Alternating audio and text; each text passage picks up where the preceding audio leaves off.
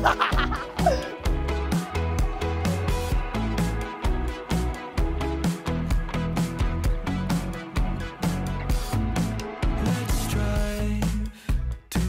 time kasi na nag-meet kami nun sa Divine Mercy, bago kami mag-meet sa Divine Mercy, una magkatawagan lang kami sa number. Tapos parang sinubukan niya kung talagang pupunta ako, naunahan niya ako, nag-aya siyang magsimba sa Divine Mercy. Tapos sabi ko, sige ka, kailan?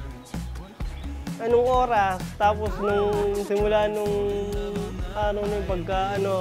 hanggang sa dumating yung March 8, kinukulit ko siya noon. Sabi ko, nasa biyahe na ako. Akala niya, binibiro ko lang siya na papunta na ako ng Marilao noon. Kasi meron akong nilagay doon na kung sino man yung sasamahan ako sa church every Sunday. Tapos gano'n, inaya ko na siya sa Divine. Yun yung first date namin sa Divine.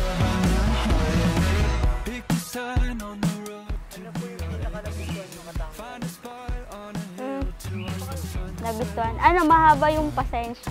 Kala ko, mahaba ako. Nagulat ako.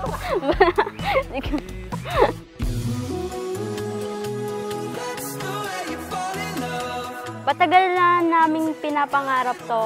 Though na move, dapat March 8 po yun. Pero gusto ko lang sabihin sa kanya na thank you kasi inantayin niya pa rin ako. Sinamahan niya ako kahit na maraming pagsubok na dumating sa amin. And ngayon, dumating na yung araw na inaantay namin. And ito na to.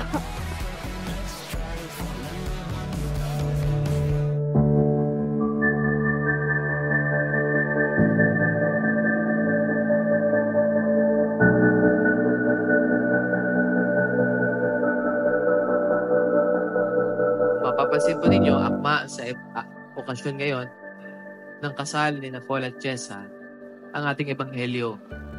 Maging si Jesus at ang kanyang ina ay makikita natin sa eksena ng isang kasalan. At dito, sa isang okasyong dinaluhan nila, mayroon tayong matututunan. Sapagkat nang maubusan ng alak,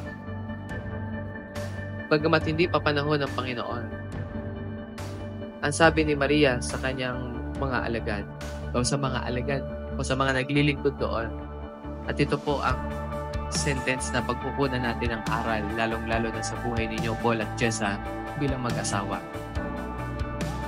Gawin ninyo ang anumang sabihin niya sa inyo.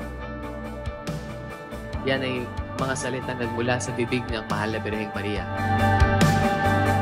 Jessa, bukal ba sa iyong loob ang pagparito upang makaisang dibdib si Christian Paul na iyong pakamamahalin at paglilingkuran habang buhay? Opo, Father. Ikaw naman, Paul, bukal ba sa iyong loob ang pagparito upang makaisang dibdib si Jessa na iyong pakamamahalin at paglilingkuran habang buhay? Opo, Father. Nakahanda pa kayong dalawa na gumanap sa inyong pananagutan sa simbahan at sa bayan na umaasang inyong aarugain ang mga supling na ipagkakalob ng buong may kapal upang sila inyong palakihin bilang mabubuting mamamayang Kristiyano? Opo, Father. Opo, Father. Mga kapatid, Mr. and Mrs. Christian Paul at Jessa Esguera.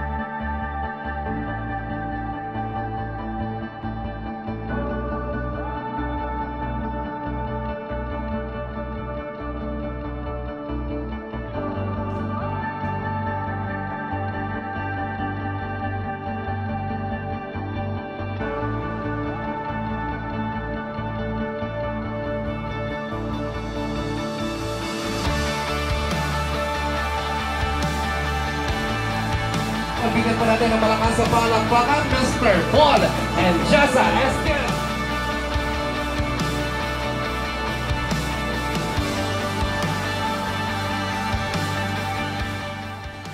Lagi mong tatandaan, kahit na anong pagsubok man yung dumating sa atin, hindi tayo magpapatinag kahit na gaano pa mang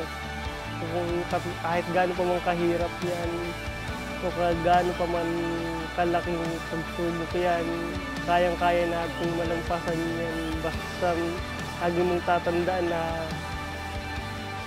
yung na lagi akong nasa tabi mo at huwag mo kalilimutan yung na ang center natin ay nasa taas palagi, ang Panginoon.